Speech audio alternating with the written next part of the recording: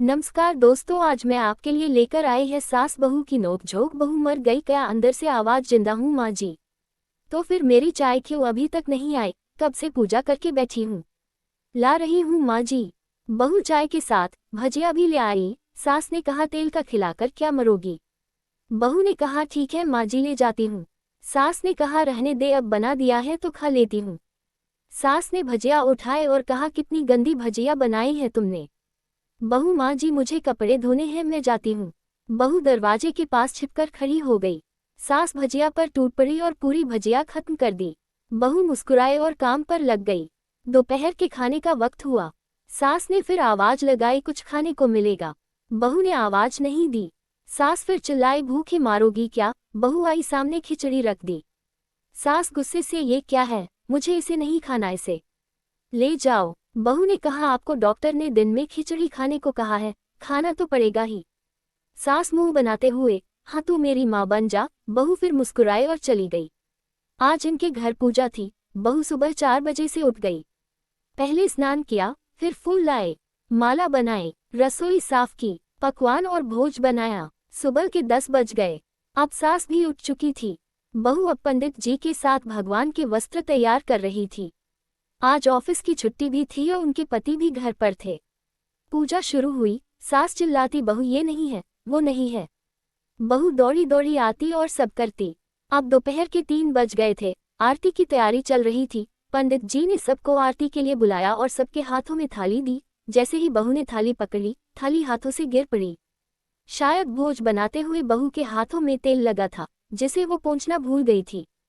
सारे लोग तरह तरह की बातें करने लगे। कैसी बहू है, कुछ नहीं आता, एक काम भी ठीक से नहीं कर सकती, ना जाने कैसी बहू उठा लाए। एक आरती की थाली भी संभाल नहीं सकी। उसके पति भी गुस्सा हो गए पर सास चुप रही, कुछ नहीं कहा, बस यही बोल के छोड़ दिया सीख रही है, सब सीख जाएगी धीरे धीरे।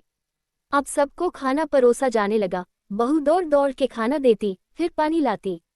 करीब 70-80 लोग हो गए थे। इधर 2 नौकर और बहू अकेली, फिर भी वहां सारा काम बहुत ही अच्छी तरीके से करती। अब उसकी सास और कुछ आस पड़ोस के लोग खाने पर बैठे। बहू ने खाना परोसना शुरू किया। सबको खाना दे दिया गया। जैसे ही पहला निवाला सास ने खाया, तुमने नमक ठीक नहीं डाला क्या, एक काम ठीक से नहीं करती, पता नहीं मेरे बाद कैसे ये घर संभालेगी। आस पड़ोस वालों को तो जानते ही हो ना साहब, वो बस बहाना ढूंढते हैं नुक्स निकालने का। फिर वो सब शुरू हो गए, ऐसा खाना है, ऐसी बहू है, ये वो वगैरह वगैरह। दिन का खाना हो चुका था। अब बहू बर्तन साफ करने नौकरों के साथ लग गई। रात में जगराता का कार्यक्रम रखा गया था। बहू ने भी 1-2 गीत गाने के लिए स्टेज पर चढ़ी।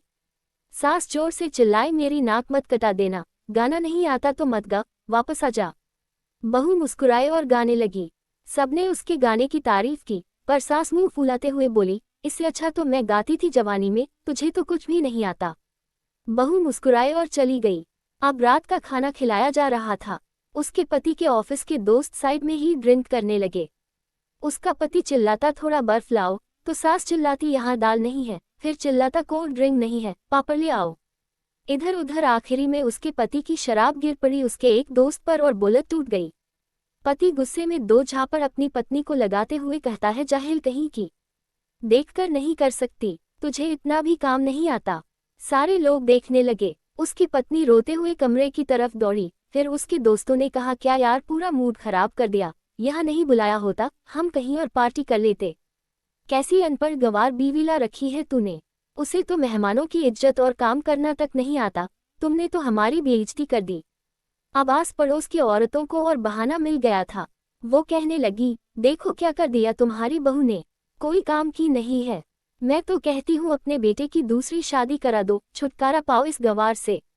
सास उठी और अपने बेटे के पास जाकर उसे थप्पड़ मारा और कहा अरे नालायक, तुमने मेरी बहू को मारा, तेरी हिम्मत कैसे हुई, तेरी टांग तोड़ दूंगी। उसके बेटे के दोस्त कुछ कहने ही वाले थे कि उसकी माँ ने घूरते हुए कहा चुप, बिल्कुल चुप, यहाँ दारू पीने आए हो, जबकि पता है आज पूजा है और तुम्हें पार्टी करनी है। कैसे संस्कार दिए हैं तुम्हारे माता पिता ने, और किसने मेरी बहू को जाहिल बोला, जरा इधर आओ, चप्पल से मारूंगी अगर मेरी बहू को किसी ने शब्द भी कहा तो।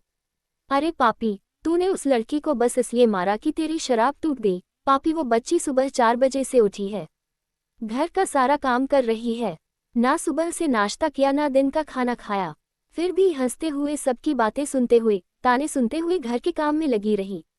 तेरे यार दोस्तों को वो अच्छी नहीं लगी, जूते से मारूंगी तेरे दोस्तों को जो कभी उन्होंने ऐसा कहा। उसके यार दोस्त चुपके से खिसक लिए। अब सास बहू के कमरे में गई और बहू का हाथ पकड़कर बाहर लाई। सबके सामने कहने लगी, किसने कहा था अपनी बहू को घर से निकाल के दूसरी बहू ले आना? जरा सामने आओ। कोई सामने नहीं आया। फिर सास ने कहा, तुम जानते भी क्या हो इस लड़की के बारे में?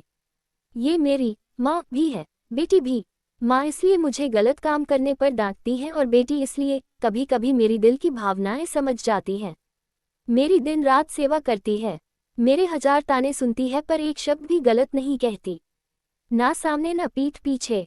और तुम कहते हो दूसरी बहू ले आऊं? याद है ना छुटकी की दादी, अपनी बहू की करतूत? सास ने गुस्से से पड़ोस की महिला को कहा, अभी पिछले हफ्ते ही तुम्हें मियाँ बीवी भूखे छोड़ घूमने चले गए थे। मेरी इसी बहू ने 7 दिनों तक तुम्हारे घर पर खाना पानी, यहाँ तक कि तुम्हारे पैर दबाने जाती थी और तुम इसे जाहिल बोलती हो। जाहिल तो तुम सब हो जो कोयले और हीरे में फर्क नहीं जानते। अगर आइंदा मेरी बहू के बारे में किसी ने एक लफ्ज भी बोला तो मुझसे बुरा कोई नहीं होगा, क्योंकि ये मेरी बहू नहीं, मेरी बेटी है। बहू अंदस को सिसकियां लेते हुए फिर कमरे में चली गई। सास ने एक प्लेट उठाए और भोजन परोसा।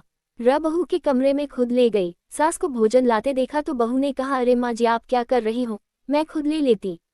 सास ने प्यार से ताना मारते हुए कहा, डर मत, इसमें जहर नहीं है, मार नहीं डालूंगी तुझे। तुझे नई सास चाहिए होगी, पर मुझे अभी भी तू ही मेरे घर की बहू चाहिए। बहू ने अपनी सास को रोते हुए गले से लगा लिया। सास भी रो दी पहली बार और कहा, चल खाना खा ले। फिर मजाक करते हुए कहा, फिर मेरे पैर दबाने चले आना और ये ख्याल मन में मत लाना कि सास पैर बोलती है, किसी दिन मैं इसका गला दबा दूंगी, क्योंकि कभी मैं भी यही सोचती थी। दोनों खूब हंसने लगती हैं। कुछ रिश्ते बहुत मीठे होते हैं, बस बातें कड़वी होती है। कहानी अच्छी लगी हो तो वीडियो को लाइक और सब्सक्राइब